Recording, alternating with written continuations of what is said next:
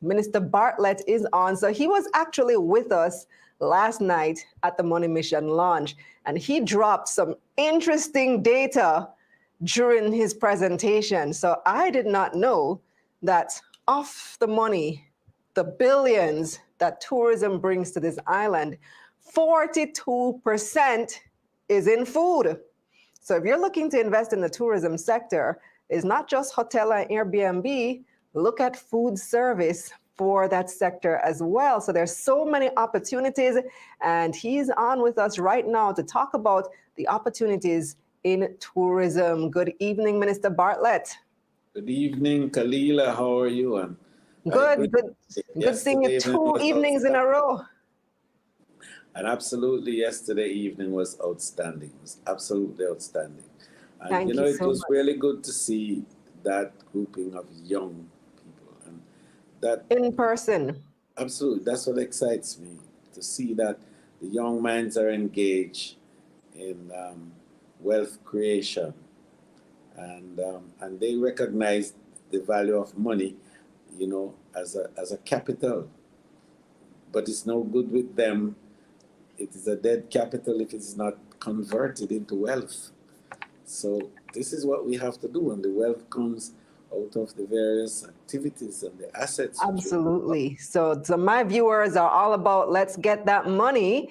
And so we want to know, where are the opportunities right now in the tourism industry? Correct. So for us, I think the big push is now on the supply side. I mentioned that yesterday evening, because the consumption pattern of a visitor is 3 to 5 times that of the local. And therefore, the demand that the visitor brings is multiplied by that factor. And it creates opportunities now, huge demands for a range of goods and services that are provided. On the manufacturing side, there's huge opportunities for beds and linen and pillowcase and sheets and blankets and pots and pans and cans and kettles for furnishings of various types, chairs and drawers and you name it. And then there are other manufactured goods on the gastronomy side. There's for food, all types of food, you name it. And then they're for farming and farming activities. And beyond everything else, farming activity is an attraction on its own that inspires a whole host of visitors to come to see how the food is grown, how the agricultural practices are carried out in your area. But Minister, as you mentioned farming, and so there is a perception, and you can correct me if this perception is false, that tourists want the foreign things. They want imported American apples and grapes. They don't really want to eat our local food. So to what extent is that true? Not true. One of the things that you bear in mind is that people travel to fulfill their passions. And one of the passions is to taste exotic foods and to indulge in local cultures. One of the things, too, that you have to recall, why there perhaps is need for imports, beyond the fact that if those supplies are not available in sufficient quantities, then you will find that it has to be augmented by imports. And so when the visitor comes and there isn't enough eggs, for example, that we produce here, we have to import eggs, because the need for 24/7 is evident demanding, and if you are not able to supply it, you have a problem. You have a contractual issue. And some visitors are very litigious. So you have to make sure that you can supply on their demand 24/7. The capacity, therefore, to produce these things that are required is where the issue is. So we need investment, far more investment in all of these areas. You take, for example, agro-processing, which is required to make the chutneys and the nectars and the tomato paste that we call ketchup and, the pepper mash and so on, pick a pepper as we locally call it here. All of those are manufactured goods that, again, if the demand outstrip our ability to supply, they will have to import. Then there are other issues in relation to now specialized cuts of meat that we don't produce here in Jamaica. Of course, rice, as you know, we don't produce. Flour, we don't produce wheat. So those items that we don't produce because of our geophysical situation are different, but they have to be imported, and they are among the staples of locals and visitors alike. So fruits, for example, the visitor would love to have Jamaican fruits. In fact, the supplies that we have in the hotels are exhausted so fast. Jamaican Nesberry, Jamaican sweet sop and sour sop, Jamaican mangoes, my goodness, especially mangoes. Even our OTT apples, Guinea, you name them. So all of these, pineapple and our oranges and so on, are hugely consumed. The demand, I tell you, for fresh fruits and vegetables in tourism is $36 billion. And we're only able to meet just a little over 20% of that. Wow, So 20%? Just 20%? Just 20%. So the demand is there, and the invitation for investment in these areas is huge. But we're not doing that. We focus a lot on the demand side, which is the hotels and hotel room and to build villas and so on. Fine. But that's not the consumption pattern. The consumption pattern is about food, it's about drink, it's about entertainment, it's about attractions of various types. It's things that people do to excite them and to give them a sense of purpose and, a sense of place. As you mentioned, entertainment too, for our viewers, if any of you have ever visited an all-inclusive resort and you see the level of entertainment that they have at these resorts, I always put on my business thinking cap whenever I see these things. And I'm like, how do they find, how do these companies come together, these groups of entertainers come together? Do they rotate and, like travel from one resort to another? Do they do seasons? It is such an amazing opportunity for entertainers to form companies and, work at the resorts. And build production centers. Outstanding host their own events. Absolutely. You see, that's what it is. And,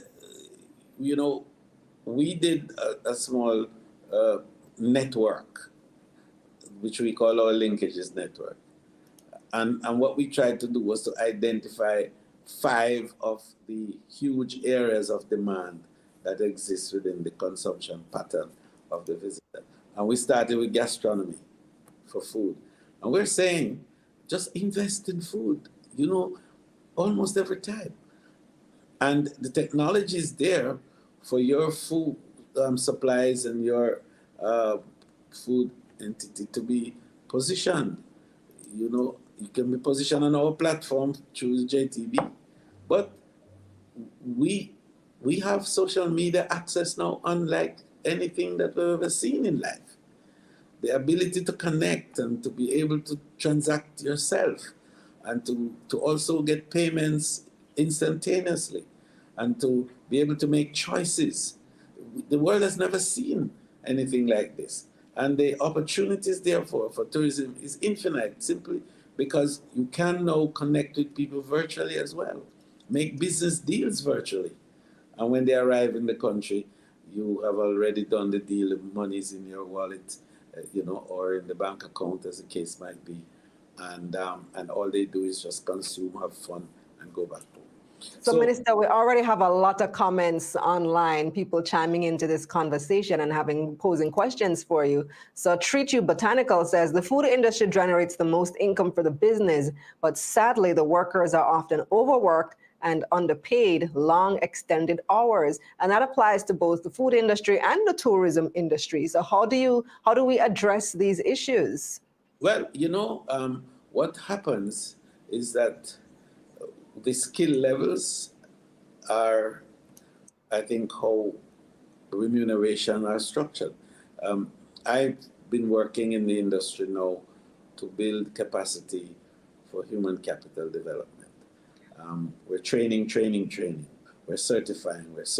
I've established the Jamaica Center for Tourism Innovation, which is a pathway skill certification unit that connects with large certification entities in the world, like the American Hotel and Lodging Institute, the Malaga University, Lucerne University, and the American Culinary Foundation, and so on.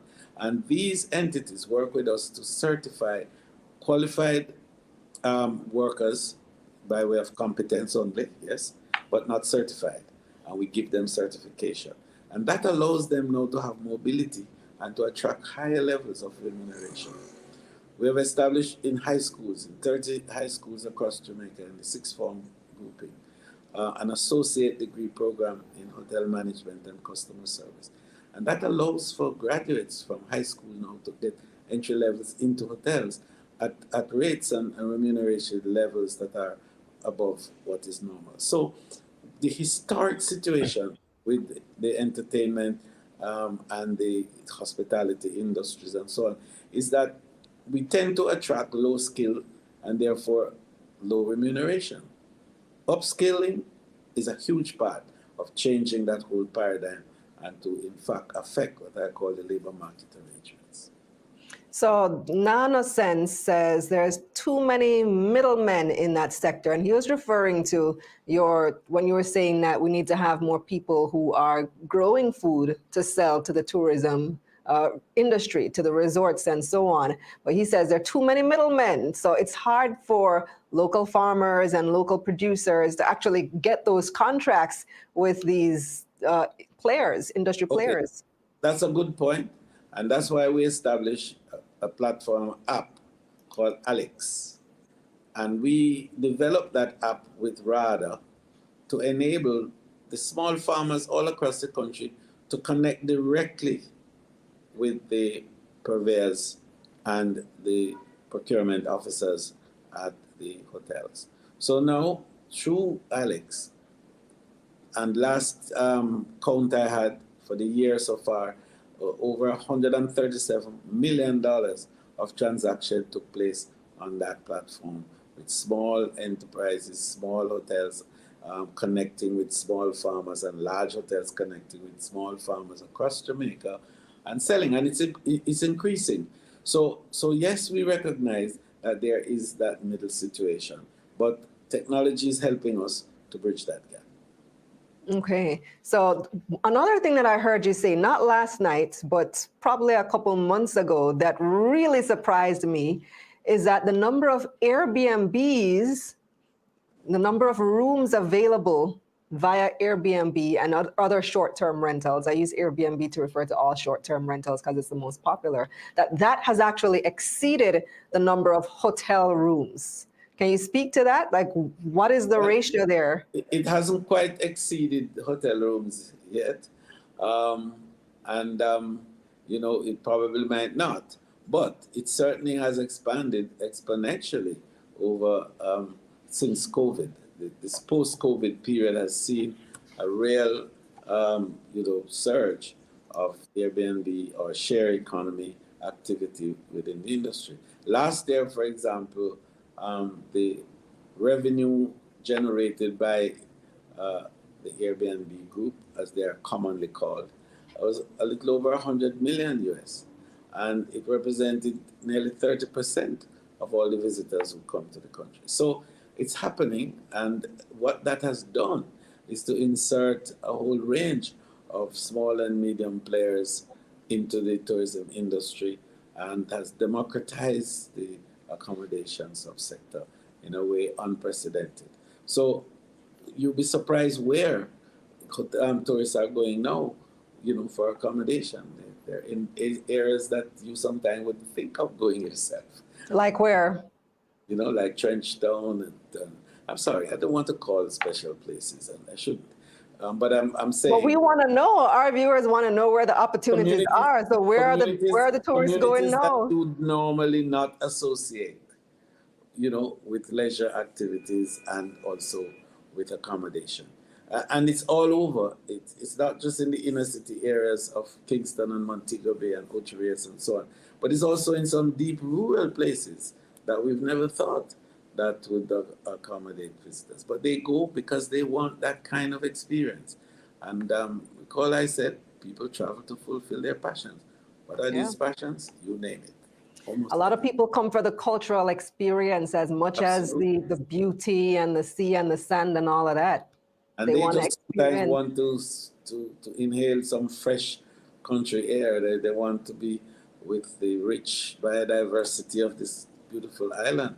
They want to be ensconced somewhere in the cockpit country or in the Blue Mountains or someplace. They just want to be wherever. And our And they want job to is hang to out with the provide them. coolest people in the world, right? Exactly. And our job is to provide them with the access Yeah, and also man. facilities. Yeah, So man. one of the Jamaican points me that I hungry want to make when they tonight start talking. is that a lot Yeah. of people misrepresent tourism from the point of view that they think tourism is an entity unto itself. It's like an economic activity and it's defined in a special kind of way. Not so. Tourism is really a confluence of many moving parts and a whole range of Hmm. economic and social activities have to come together by force, have to come together per force in order to create the experience that the visitor pays for. So it is that you are benefiting from tourism and you are not even conscious of it simply because of where you work and you associate that job arrangement with a certain type of industry. And you don't see that that industry is a huge supplier of the goods and services of tourism, that without which there would be no tourism. You Now know, you coming take back to you take the water, National Mhm. Water Commission, for example. Perhaps a little under a third of the customers, the big paying customers, are tourism entities, hotels and restaurants and attractions all over the country. Electricity, so you work with JPS, you wouldn't imagine that has any impact on tourism, but it does because again, well over 20% of the supplies. You work with Red Stripe, for example, DNG or whatever the new owners are, and you think that you're working with a beer bottling company. No, you're working with a tourism related company because the largest customers for Red Stripe are the hotels. You work with Wesinco and you think that Wesinco is all about styrofoam and plastics and so on and so forth that they sell at different times. The vast majority of their inventory goes directly to hotels. So the poultry farm, for example, um, and you can talk about all the poultry farming establishments in Jamaica. A huge percentage of their output goes to tourism. So I'm only making the point that Grace Kennedy, for example, will tell you about a third of his marketing business is to hotels and restaurants. Wow, a So lot. all we're trying to say is that tourism is inserted into every facet of the economic activity and economic life of the country. And therefore, people are not to see it as an entity out there saying them and us. Tourism is all of us, it's each of us contributing to it. And if we don't, there's no tourism. Well, coming back to the Airbnb issue, there's been talk, I believe you were quoted as saying you guys are looking at possible regulations for the industry. What type of regulations did you have in mind? Well, I don't regard Airbnb as an industry per se. What I regard it is as a service area of the tourism supply chain. And what happens is that every destination has to protect its brand and its image, and the things that are required to be done for this is is sometimes at a cost. So somebody has to pay to ensure that the safety, security, and seamlessness that you promise in the market to all the visitors who come to the country is preserved and that is not second guessed. So it is important that resources are provided to enable infrastructure so that there's access to these Airbnb properties all across. There's good running water, there's proper. That sounds like you're saying you want to tax it. No, no, no, not at all. And I think we wanted to get, and there's something I needed to say on this, because to create a fiscal arrangement that embraces all does not necessarily mean a taxation policy. The Airbnb, for example, on their platform, has their own method of working out how they can make the contribution to the countries that they have business. And we have been talking, as a matter of fact, for my own sins, at one stage I was the poster boy for Airbnb. I was chairman of the executive council of the UNWTO affiliates when the established accommodation groups were barking at Airbnb and literally said absolutely no way for them. And as chairman, I stood up and said, absolutely not. They represent innovation, and they represent, the whole business of freshness and newness that people are demanding. And if people demand a good, it is not our place to block it. We're private sector. At the time I was in the private sector. We're private sector. And the purpose of the private sector is to create space for innovation. And Airbnb was. And I prevailed, and today Airbnb is what it is. So they have been in contact with me, and we have been talking. And just as they've done to New York and other places where they've been able on their platform. So it doesn't become a burden directly on the Airbnb. When you said they have been in touch with you, you mean Airbnb? Who's been in touch with you? Airbnb. I mean, about what? What is about how to enable an arrangement with us that makes a contribution to the economy outside of the accommodation subsectors. And how are they suggesting that be done? How would you want it that is to be done on the done? platform itself, long before the visitor comes here. So, How? The Airbnb owner, let's call it that, for a better phrase, wouldn't have to remit $1. All that is tied into the package that gets there. The customer pays all of that before they come. So Airbnb gives the Jamaican government a percentage or a fee? Is that how it works? That's the kind of they do in several countries. We lost it just for a second, Minister. Your internet. Yeah, what I'm saying out. that this is the kind of thinking, because that's what they do in many, many countries. So is that what they do with Jamaica? They give the Jamaican government at the moment a fee? there's no such arrangement. So this is what we're looking at as a possibility.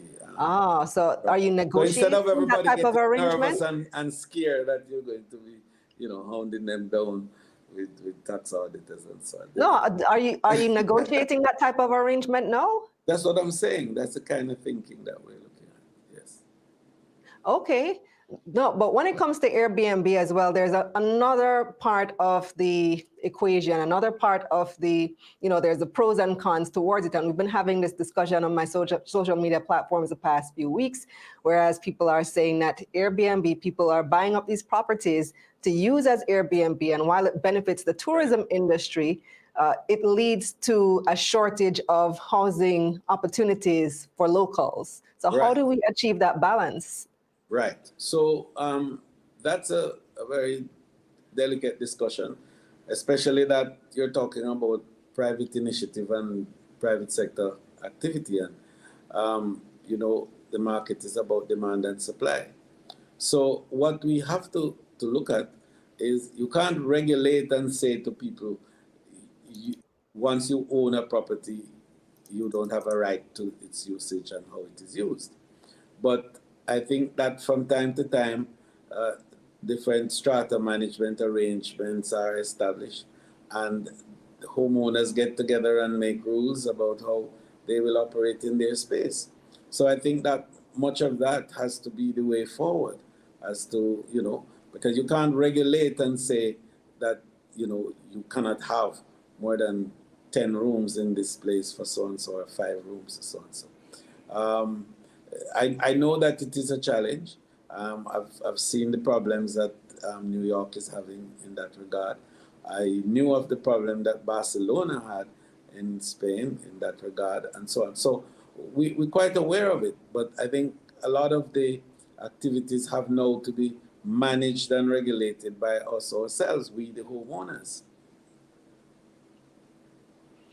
Yes, indeed. So it continues to be an issue. I imagine that as the Minister of Tourism, though, that you fall on the side of allowing private interests to rent out their properties if they want to. Well, If it comes to a debate in Parliament, is that the side you'll take, the no, position you'll take? I'm in the middle. I have to balance the whole process because there's a social dimension that I cannot ignore. In other words, there is no economic activity that should deny the social development. It must be in harmony with the social development. And so, we have to look at how we can create more affordable housing and how, between the state and investors, because there is a value to investing for long-term rental as well as there's a value for investing for short-term rental. And the truth is that for short-term rental, there's a limit, and that limit is a function of what type of visitor flow that you get into the country. While you have a population which is here and is domestic, that gives you a demand that is evergreen. Would you be in favor of some of the measures taken in New York regarding Airbnb, where they're saying that you have to be in the property in order to rent it out and so on? And you have to be a resident of New York, various regulations. I think there's a whole menu of, measures that homeowners together can take. I think that the real estate market, is fully capable of regulating itself in that regard, and also to ensure that there is social order, because in the end, if there isn't, everybody goes down. I think that there is a level of commercialism, and even a level of avarice that is connected with it. But in the end, it's about what the balance that creates harmony and enable us to have social management. Let's take a couple other questions from our viewers. We have Orville here. He says, what are you doing about the hotels, especially the Spanish-owned hotels, basically locking out locals from providing entertainment at their properties? Well, look, my take on the matter is that goods and services respond to demand and supply. And within that frame, if you have a good product and that good product is well known, chances are you will have access. Because there's no denial of access in Jamaica, absolutely none. And if there's any case where that is happening, let us know quickly so we deal with it and deal with it very firmly.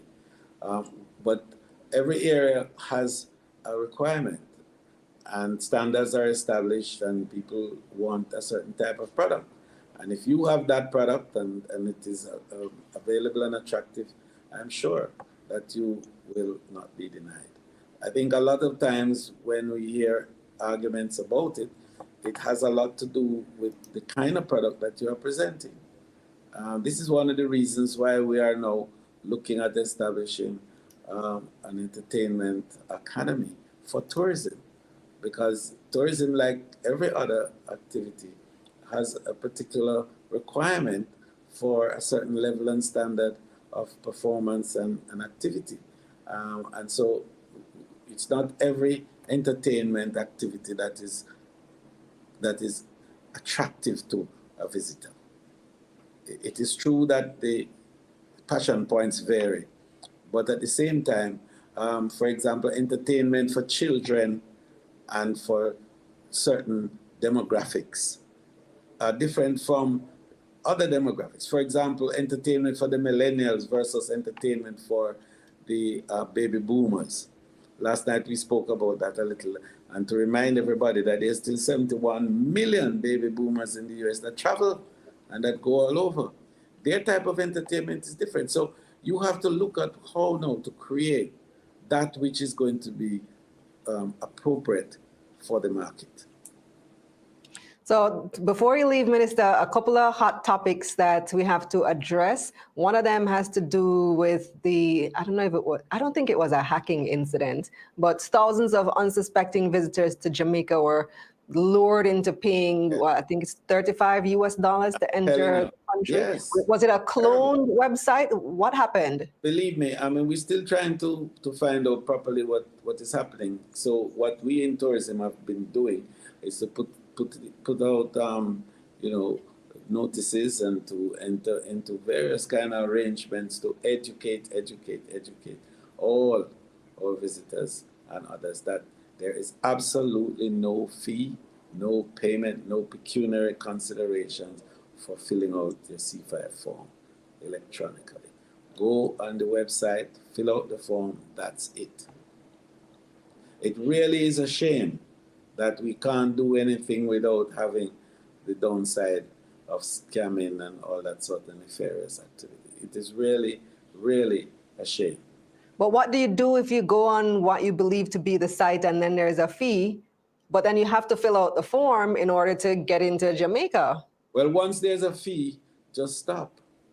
So then how do you get into Jamaica? Do you just take it No, up then with the immigration officer?